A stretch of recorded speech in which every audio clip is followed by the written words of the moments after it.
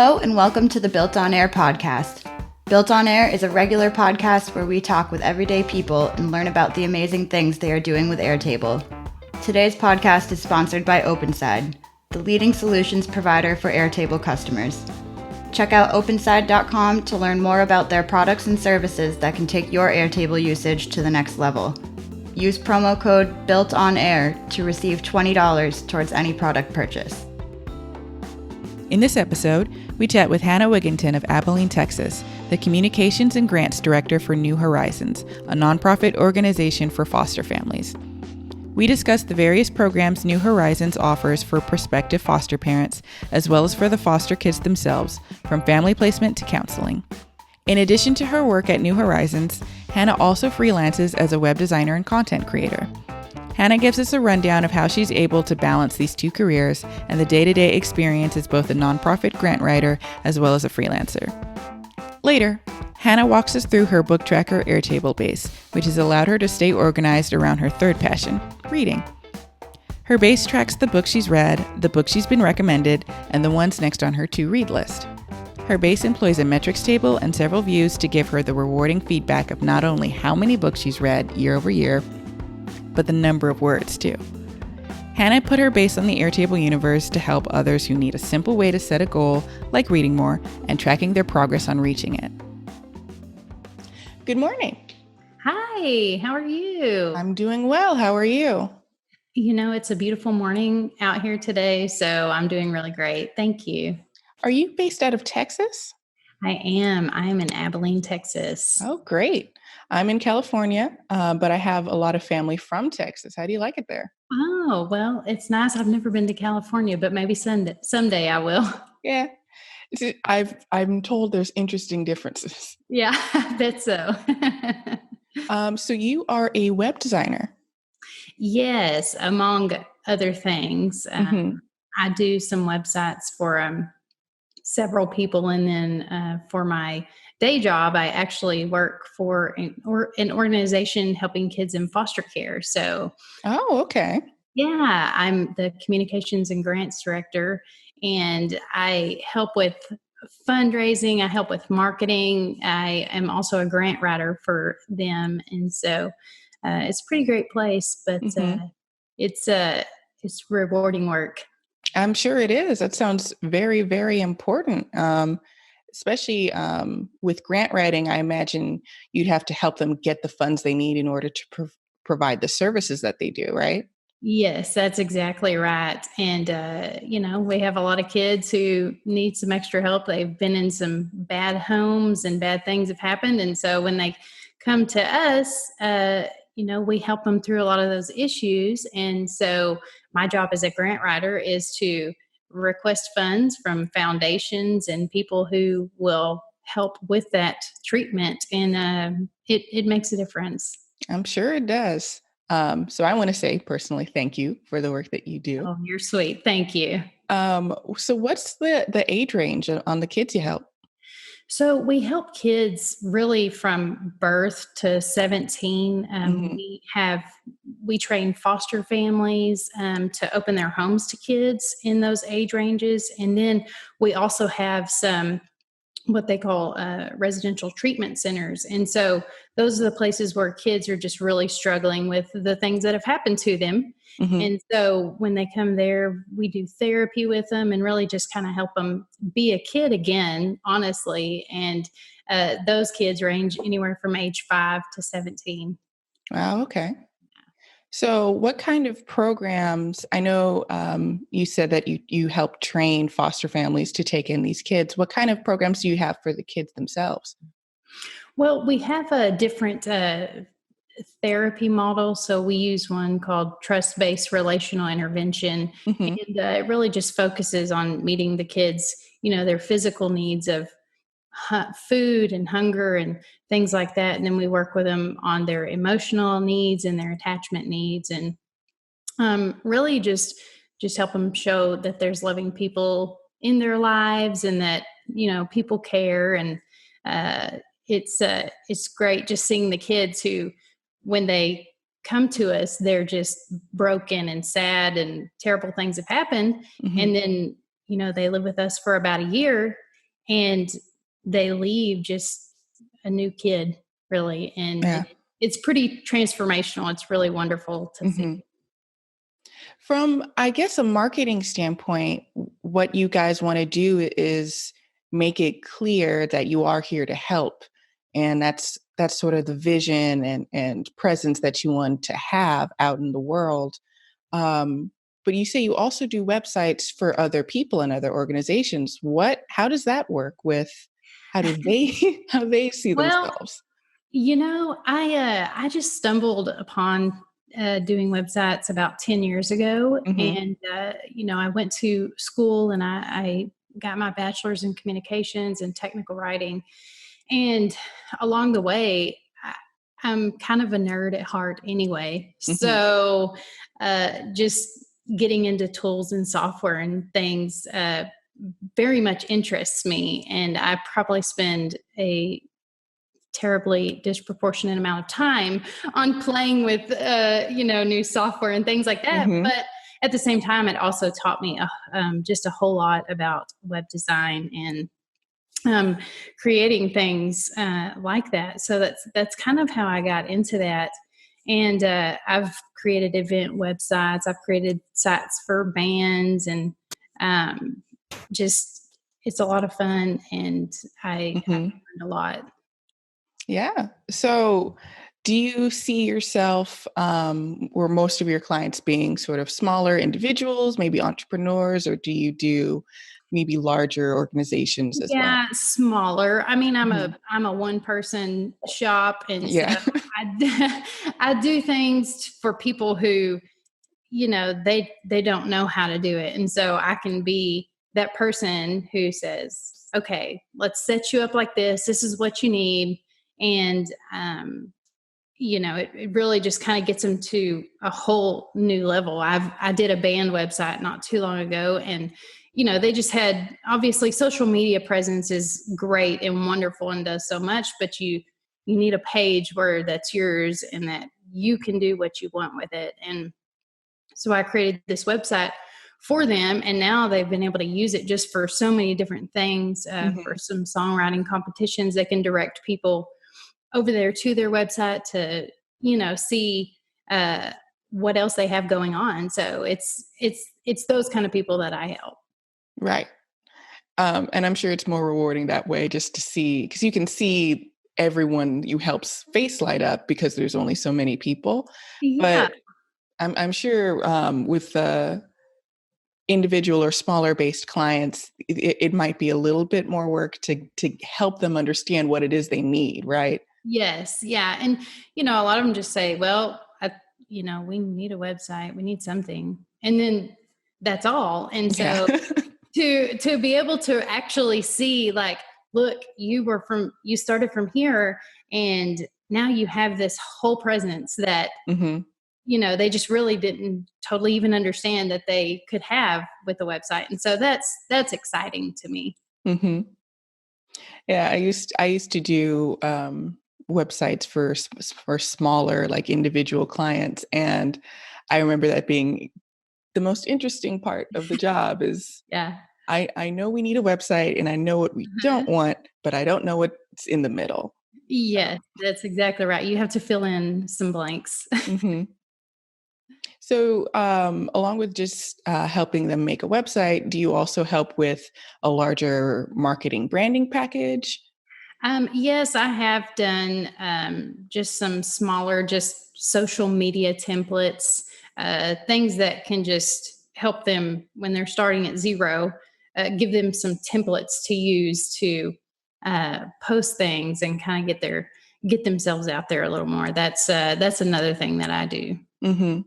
Because it's also important. It's one thing to have a great website, but if you don't continually add to it, your clients might only go there once and never again. So I think it's instilling in them, hey, you got to make sure this thing is updated. You have to do more. Yeah. It never ends. So yeah, that's always a tough part because, I mean, for a band, every time they have a show, I'm sure they're saying, here's our next show and here's how you get tickets and all that. But that's exactly right. other clients, it might be a little bit hard to communicate, hey, you need to put something on here. Yeah. Just, even if it's a little blog or something. Mm-hmm. Yeah, for sure. So what would you say was your favorite client or type of client?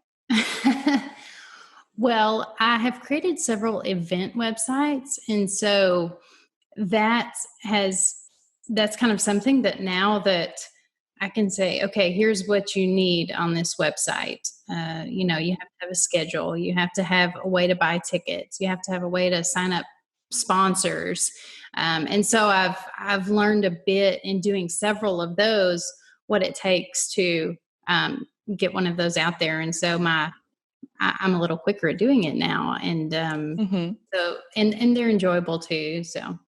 Okay. So you said earlier that you like learning new things and new technology. How did you come across Airtable? Well, probably, in one too many Google searches, maybe. Mm-hmm. I don't remember exactly. um, but, once I found it and I started using it as a relational database, which is the whole really amazing part of it, is just how you can connect things together. And it's so simple, just right there in your browser. Mm-hmm. And I remember one of the first things, honestly, was my plant tracker database. Mm. And my husband and we were doing whole new landscaping at our house, and we were just buying all kinds of shrubs and flowers. And I was like, I need a way to keep track of this. I need to know when we planted it, what the status of them, if Mm-hmm. one dies in a month, then I'm not going to buy that one again. Yeah. And what I did was we were at the store and I just started taking pictures of the plants that I wanted to plant in our yard. And I thought, this is perfect. Like I Mm-hmm. keep track of the picture. I can keep track of, what kind of weather the plant is good in, what kind of watering it needs. And it just kind of grew from there. And I remember my husband, he was like, you are such a nerd. Why are you keeping track of our plants? I'm like, but isn't this amazing? Mm-hmm. He was like, well, I mean, okay. So, but since then, I've done so much more, like just and that's just the personal side of it, and then my book tracker database and just being able to keep track of things like that. And so I've Mm-hmm. kind of gotten him on board since then of, hey, I can keep us organized. And, he might ask me a question, well, when did we do this? And I say, hold on, Mm-hmm. I know when we did this. So Exactly. it makes it pretty fun. Mm-hmm. I'm the exact same. My family used to make fun of me. I used to have a spreadsheet for everything. Now, of course, I have an Airtable for everything, but I remember when everything happened because I have a record of it. That's exactly right. And that's probably another thing is some spreadsheet nerds, Mm-hmm. we go, what else can I do with this? I need a better way to do it. And Mm-hmm. so Airtable really fits that really well. Yeah, I'd say so. So do you want to just jump into your book planner base? Yeah, sure. So this is my book tracker database, and this is one that I just really helped me see a lot of what Airtable can do. I love to read and always have. And when I found Airtable, I thought, oh my goodness, I could keep track of the books I read. I can keep information about them. I can make my own notes about, did I even like the book or what it was about, give my ratings, and really just make it my own snapshot of what I'm reading.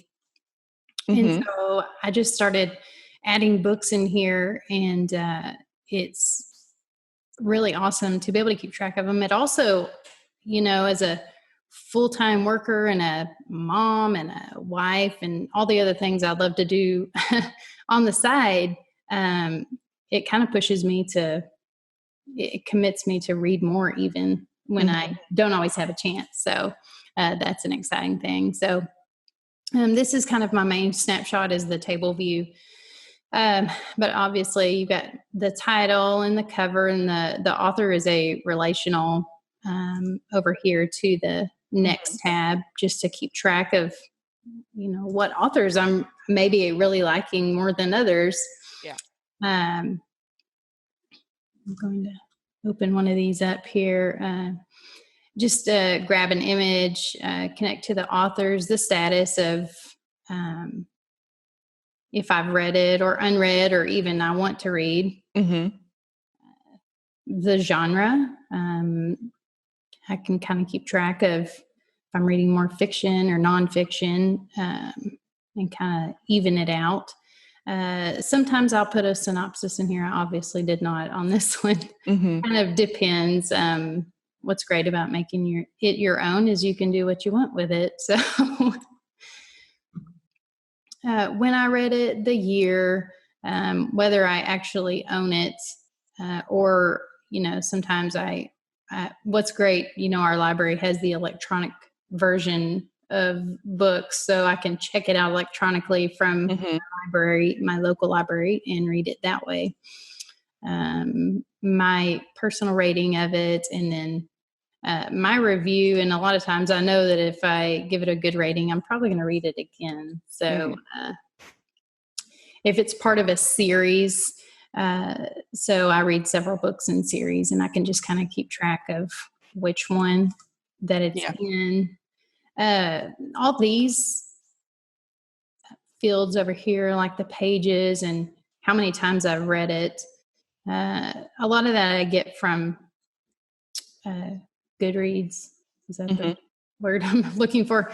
It's a little bit of manual tracking, so it's not perfect, but I enjoy keeping track of it. So, and then this here is just the metrics, the total books I have, and it links to another table over here, just track of what I've read. This is just, the current ones I've read, and I can see exactly how many I've read this year.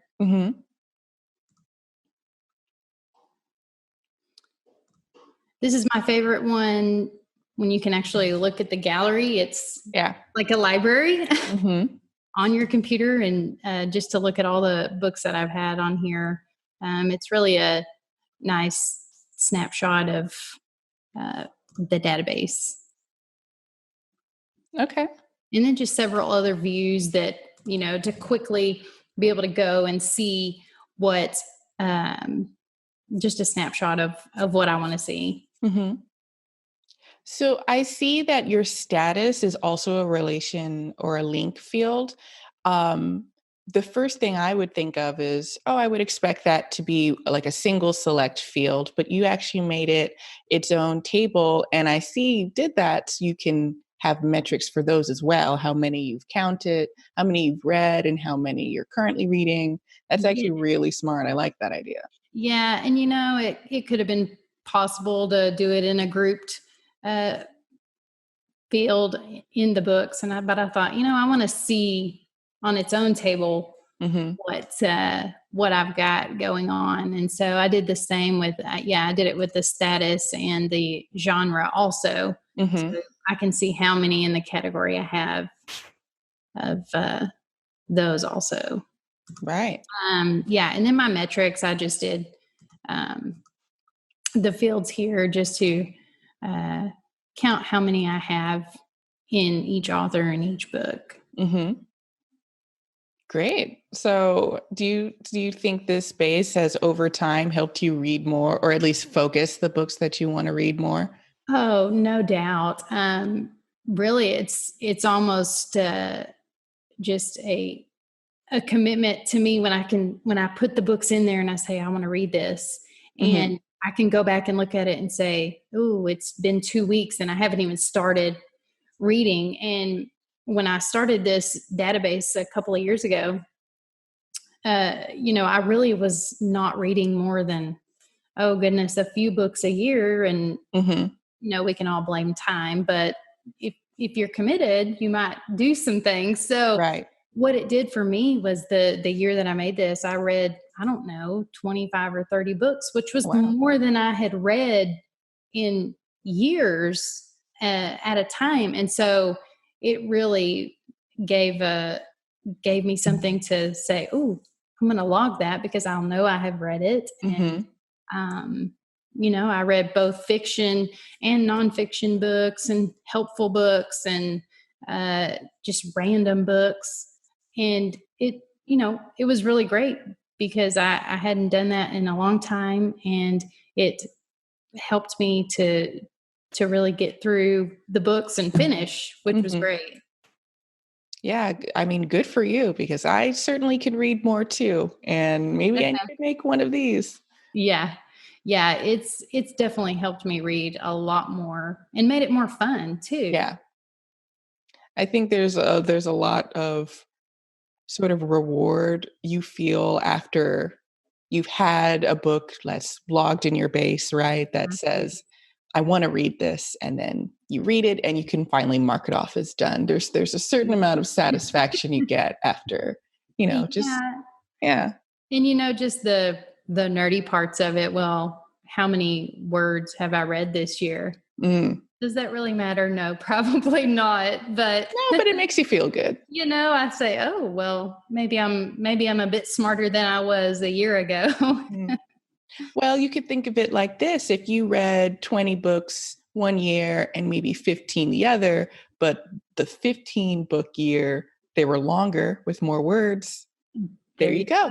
That's exactly right. And that's one of the great reasons to track these, because you can kind of see your year over year return and what you're doing. And so I've really enjoyed it. Have you found that you're starting to enjoy one genre more than you used to? Or, has it helped you expand the types of things that you've read?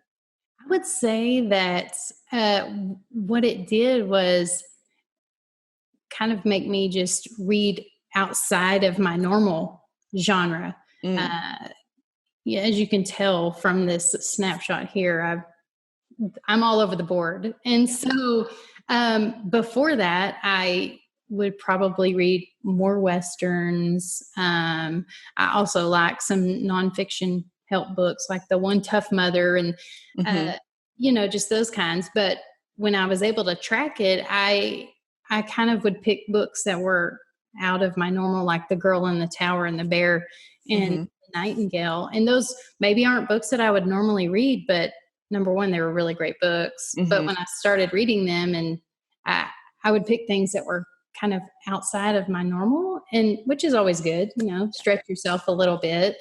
And I do think it helped to really read all around different genres. There's that age old problem of, with anything, whether it be a book or a TV show or a movie. Oh, I just read this book. It was so great. You've got to read it. And there's no way, unless you write it down right when they say it, you're going to forget. But if you have one of these, you're going to have a running list of all the ones that have been recommended to you as well. That is exactly right. This book on here, The Nightingale, I probably wouldn't have picked it out, but one of my friends said, oh my goodness, I read this book and it was so great. And so I stuck it in my database and I thought, well, maybe I'll read it soon. And then I did. And on top of that, other people recommending books, I was able to recommend books several times. I said, oh my goodness, you've got to go read this book, The First 15 Lives of Harry August. That was an interesting book. And so now I can go back and look and say, oh, I really like that book. You should really read it. And it just gives you more things to talk about. Yeah. That's awesome. Yeah.